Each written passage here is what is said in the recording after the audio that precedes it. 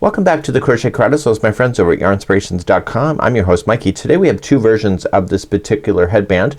They're both the twisted stepsister.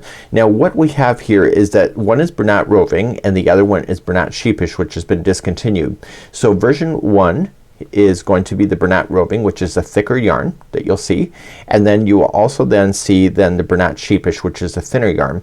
So the reason why there's a difference is that their chain counts are different. So today's video, the title of this video is going to be the version that we're talking about today, and without further ado let's move on to the version that's been suggested in the video title today. So moving on to version number 2, I actually pulled my pebbled textured hat and I used Red Heart Hopscotch for that, and this color here was called Somersault.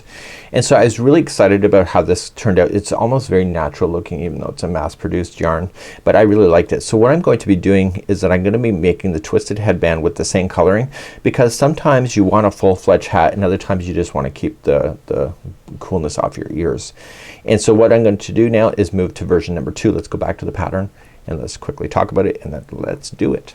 So back to the pattern we go. We're going to switch off now because it's a thinner yarn, and this is what makes it version number 2, is that we are going to be using a 5mm size H crochet hook and follow these set of instructions. So you're going to notice that the chain is longer. That's because the hook is smaller than the original hook of version number 1.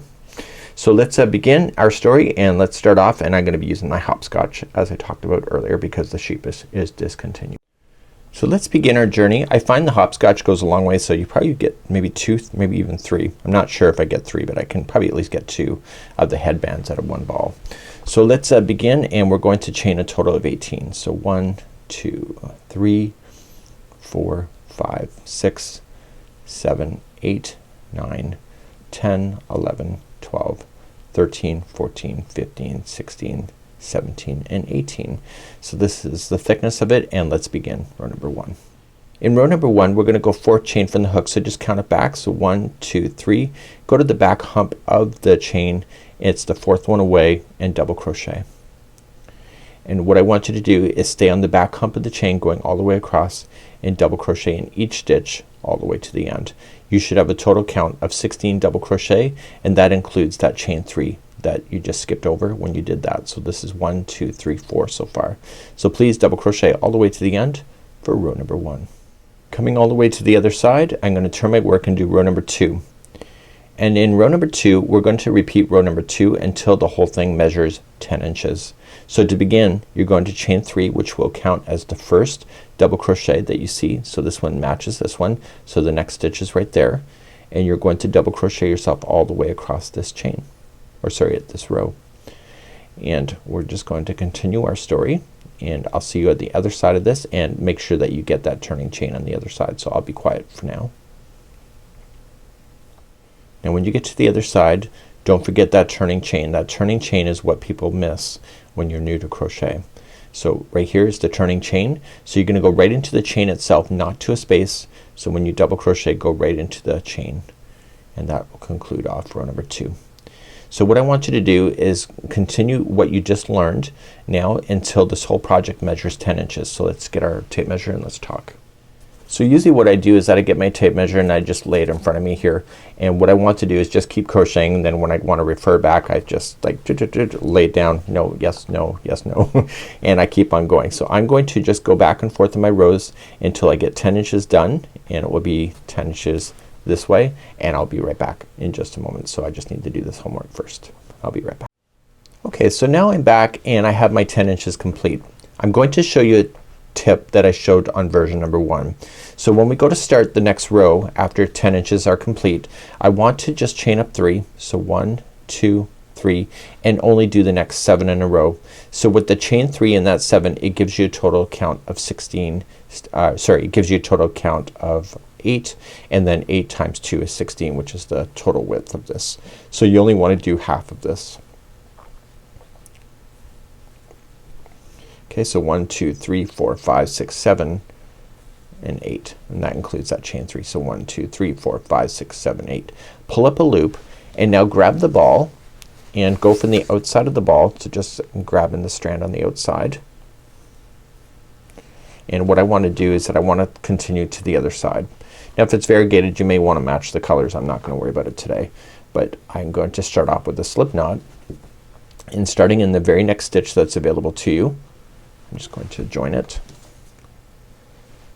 with the slip stitch here and then chain 3. So 1, 2, 3, and then double crochet the remaining 7 that are left. So 1, 2, 3, 4, 5, 6, and don't forget that turning chain is the 7th one. So go right into that turning chain and then let's quickly talk and then we'll move on. So what's gonna happen now is that the headband is now gonna split into 2 pieces, which is what we want, and we want to turn our work and do the next row using each of the strands. So that strand and this strand. So let's do this next row. To do the next row, just chain up 3. So 1, 2, 3, and in the instructions it does say to do these separately, but the way that I'm doing it, it just saves you a little bit of time. So you're just going to double crochet the remaining of this piece here. So there will be a total of 8, which includes that first chain 3. Now it states in the instructions that we are going to be starting with this particular one that we're about to finish. And so what you can do at the end of this one, which I didn't demonstrate in version number 1, but what you can do is just leave it a long strand and just set it aside, because when we begin to do the crossover, that'll already be ready for you. Grab the other one now and just finish this side.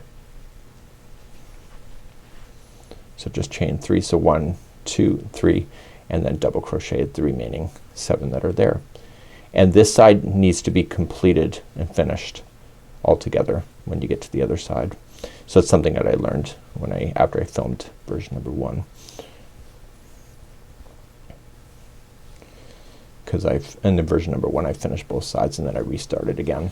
So at the end of this one here, what we're going to do is just trim this long enough so we can throw it through a tapestry needle, and then we're going to then fasten it through, and I'll show you how to do that in a second. To do the tapestry needle, just put it through the eye of the needle. This is called a wool needle if you're looking for those, and you're just going to glide it underneath the stitch work about halfway back. Don't change the shape of it, so just keep it tight but not to the point where it's pulling, and go back in the other direction. This is the second time, and then third time is a charm.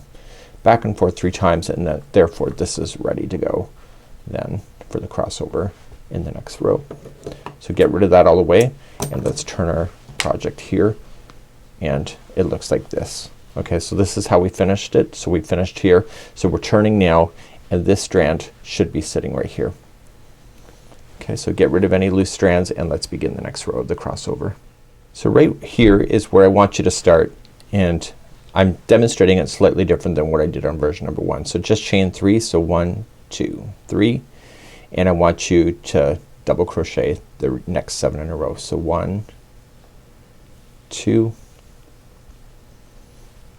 3, 4,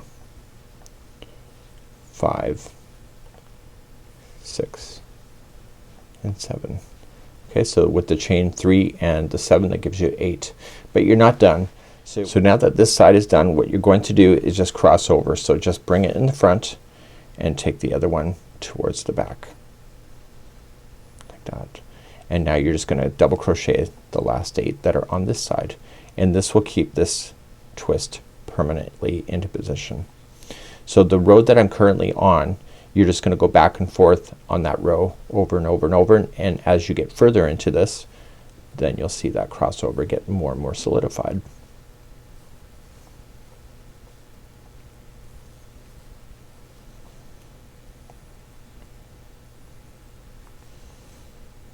So I'm at the end of the row. So that's what it looks like at this point. So you see the crossover has happened. So now you're just gonna turn your work and just mosey on along that row.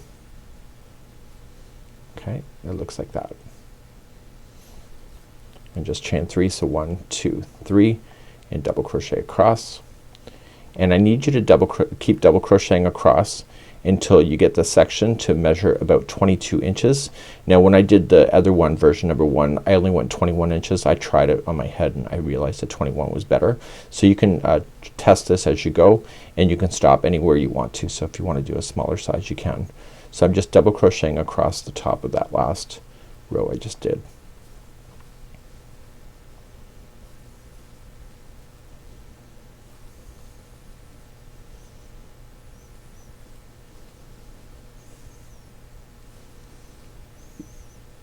And then just go right into the turning chain.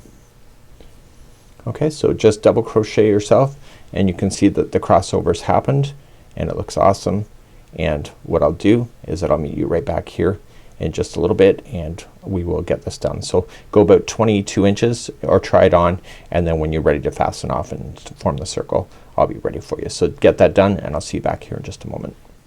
Now once I got to the size I wanted, full disclaimer, I only went 21 inches, not 22. I tried it on and this fits me better like that. So I'm going to throw this in the donation box later anyway. So I'm going to just trim this yarn long enough so I can create a yarn tail. And I still have a lot of yarn left over. I could probably get another one out. And I want to use my hook and pull that yarn through. And I'm gonna need a tapestry needle at this point.